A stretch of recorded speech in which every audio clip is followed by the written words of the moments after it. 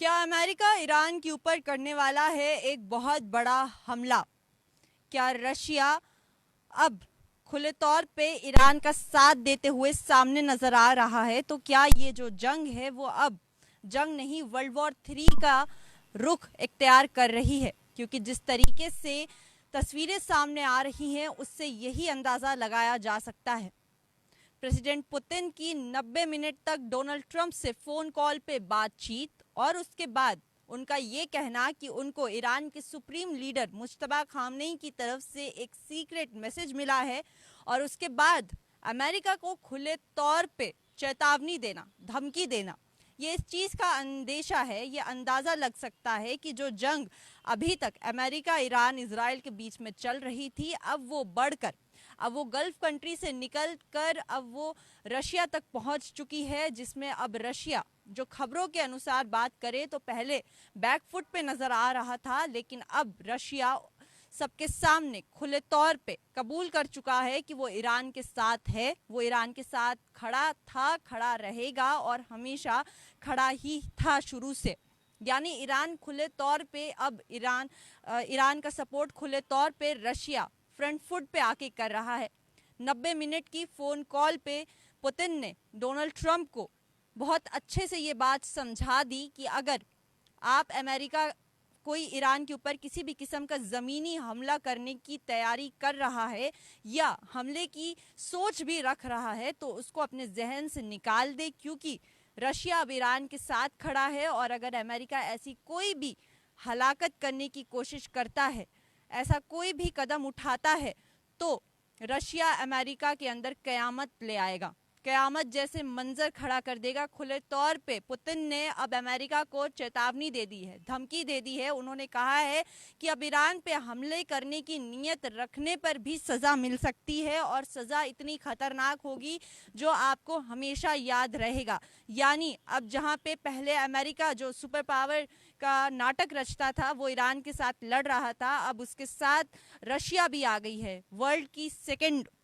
अगर हम माने, आर्मी में अमेरिका और रशिया एक लेवल पे आते हैं और अब रशिया खुले तौर पे अमेरिका के सामने ईरान के साथ खड़ी हुई नज़र आ रही है, जिस पे पुतिन ने उनको खुले तौर पे चेतावनी दे दी है। और सबसे हैरान करने वाली बात इसमें ये सामने आई है कि पुतिन ने ये बात खुद ने कबूल की है कि उनको ईरान के नए सुप्रीम लीडर मुश्तबा खामनेई की तरफ से एक सीक्रेट मैसेज मिला है। हालांकि अभी तक ये साफ नहीं हुआ है कि वो सीक्रेट मैसेज क्या है, लेकिन जब से उनको ये सीक्रेट मैसेज मिला है उसके बाद पुतिन खुले तौर पे ईरान का समर्थन करते हुए दिखाई दे रहे हैं, अमेरिका को खुले तौर पे चेतावनी देते हुए नजर आ रहे हैं और साफ तौर पे बोल रहे हैं कि अब हम ईरान के साथ हैं और अमेरिका ईरान के साथ कुछ भी गलत नहीं कर सकता। अगर ऐसी करने की कोई भी जुर्रत की तो अमेरिका का अंजाम बहुत ज़्यादा बुरा होगा। जिस पे डोनाल्ड ट्रंप ने पहले कहा था कि वो ईरान की तरफ से जो उनको सीज फायर का प्रपोजल मिला था वो उससे नाखुश थे, जिसको लेके उन्होंने उसको इनकार कर दिया और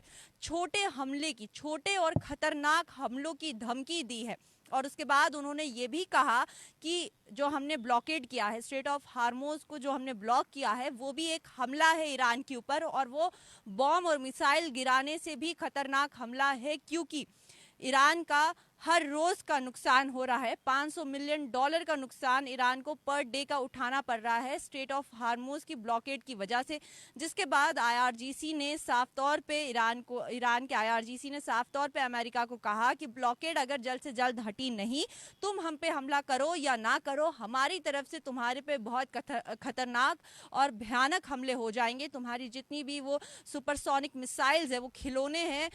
ईरान ने साफ तौर पे कहा कि जो अमेरिका के पास मिसाइलें हैं, सुपरसोनिक मिसाइलें जो इतनी खतरनाक हैं, उनको खिलौना कह के उनका मजाक उड़ाया और कहा कि उन खिलौनों को अपने पास रखो, हम उनसे डरते नहीं हैं, हमारे पास भी ऐसी खुफिया टेक्नोलॉजी और हथियार हैं, ऐसे मिसाइल्स हैं, हम उनसे जब हमला करेंगे तो तुम ख़त्म हो जाओगे।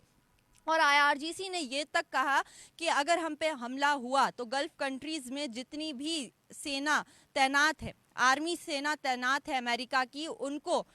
जो गल्फ ओशन है उसके शार्क्स का खाना बना दिया जाएगा, यानी समुद्री मछलियों का खाना बना दिया जाएगा अमेरिकी सेना को। तो आप लोगों को क्या लगता है कि जो ये जो जंग चल रही है, जो ये परिणाम इस पहले 35 दिन तक ये वॉर हुई, ये युद्ध हुआ, उसके बाद 21 दिन का सीज फायर हुआ, बीच में 3 बार इनकी इस पे बातचीत भी हुई, लेकिन तीनों बार ये बातचीत असफल रही, प्रपोजल हर तरीके से ठुकरा दिए गए और अब रशिया खुले तौर पे ईरान का समर्थन करते हुए फ्रंट फुट पे आ गया है। वहीं पे रशिया के साथ साथ ईरान के साथ टर्की भी है, लेकिन रशिया का साथ खड़ा होना और अमेरिका को इस तरीके से खुले तौर पे चेतावनी देना और ये कहना कि उनको मुश्तबा खामनी जो नए सुप्रीम लीडर है उनकी तरफ से एक सीक्रेट मैसेज मिला है, वो अपने में ही बहुत सारे सवाल खड़ा करते हैं। सबसे पहला सवाल ये खड़ा करते हैं कि क्या ये जो जंग चल रही थी ये अब वर्ल्ड वॉर 3 का रूप धारण कर लेगी, रूप हासिल कर लेगी, शक्ल ये वर्ल्ड वॉर 3 की ले लेगी। और जो 90 मिनट तक जो पुतिन ने ट्रंप से बातचीत की है और उस पर इतनी सारी धमकी डोनाल्ड ट्रंप को दी है ईरान को लेके खास के, इससे पहले भी हम आपको बता दें कि ये जब से ये बातें सामने आई हैं तब से सोशल मीडिया पे बहुत ज़्यादा ये बातें उठकर आ रही हैं कि वो अमेरिका जो पहले यूक्रेन और रशिया के बीच में सीज फायर करवाने जा रहा था, वॉर रुकवाने जा रहा था, आज उसी अमेरिका को रशिया धमकी दे रहा है कि ईरान के साथ अगर कुछ भी करने की कोशिश की तो तुम पे हमले हो सकते हैं और बहुत ही खतरनाक और ताकतवर हमले होंगे। यानी ईरान अब बहुत ज़्यादा पावरफुल हो चुका है, ताकतवर हो चुका है। ईरान अब इस जंग में अकेला नहीं है, ईरान के साथ रशिया है, ईरान के साथ टर्की है, ईरान के साथ उसकी आसपास की जितनी भी कंट्रीज़ है, चाहे वो यमन हो, सोमालिया हो, वो सारे हैं।